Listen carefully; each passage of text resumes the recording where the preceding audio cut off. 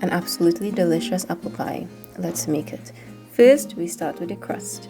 Here I've sifted some flour, and into the flour I'm going to add in some sugar, some salt, and for flavor, some cinnamon.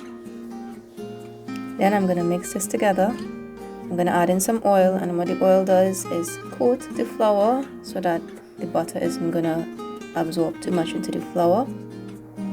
Mix that around. Make sure there's no big lumps. Here I have my butter. I'm going to add that into the dough, into the mixture to form the dough. There we go. It's best to use your hands or a pastry cutter if you have one. And I'm just going to mix this, leaving some nice big chunks of butter in there. And so you're going to have a variation in the sizes of the butter. Ideally, the chunks of butter left behind give you the nice flaky pastry. In the meantime, I'm going to add in the vinegar into the water, and I'm going to pour that into there. Mix that around. Your mixture will be very crumbly and there will be some dry flour, but that's fine. So now I'm going to turn my crumbly mixture onto a clean surface, and I'm going to press it into a 1-inch disc. And it's still going to be crumbly, but that's okay. The butter is going to melt in and form a nice dough.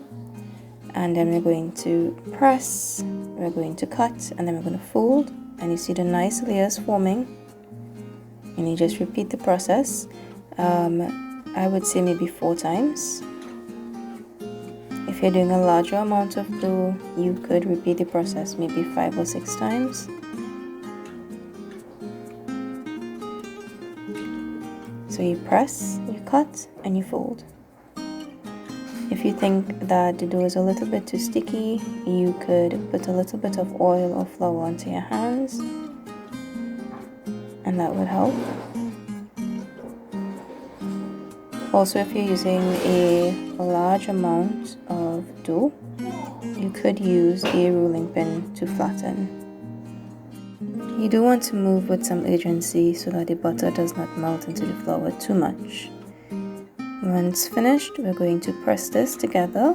You're going to see those nice layers, and we're going to store them into a plastic wrap. I've cut mine into 2 pieces, one for the bottom of the pie and one for that nice top finish. And we're going to store this in plastic wrap to protect it from the coolness in the fridge for 2 hours or overnight. So while making the dough was fun, what is also fun is making the apple filling.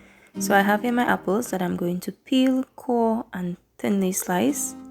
And into the apples I'm going to add some cinnamon and some allspice powder. That's just going to give it a nice homey flavor. And I'm going to mix this until it's well incorporated.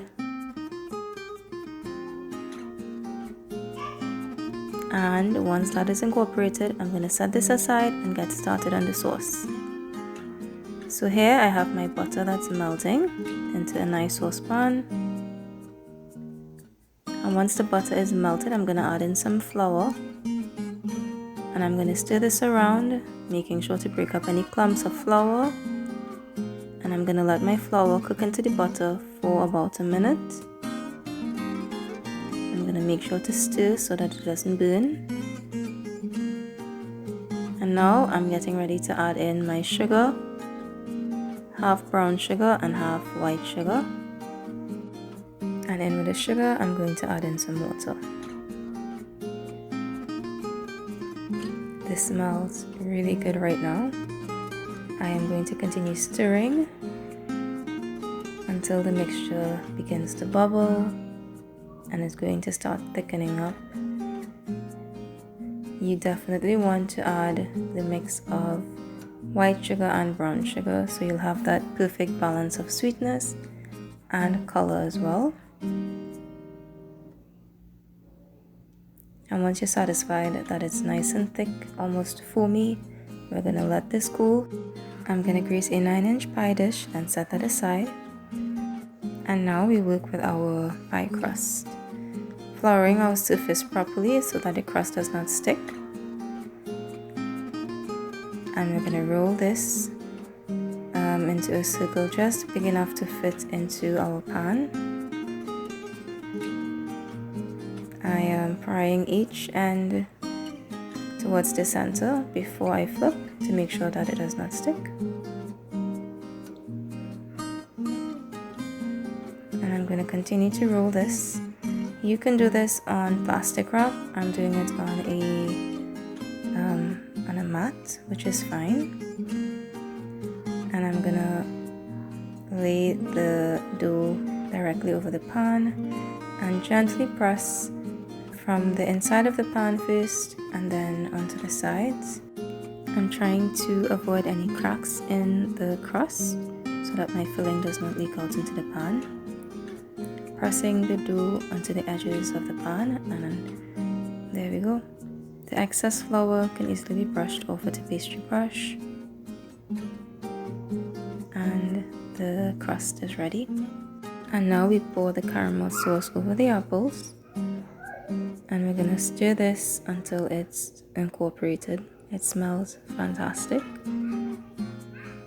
and it looks so good. I'm going to fill this into the pie crust. I'm adding in a little bit of oats on the bottom of the crust, and that's going to soak up the excess moisture and make sure that the bottom of the crust doesn't get soggy when it's baking. And when the pie is finished, you wouldn't even know that the oats is there. You're not going to taste it.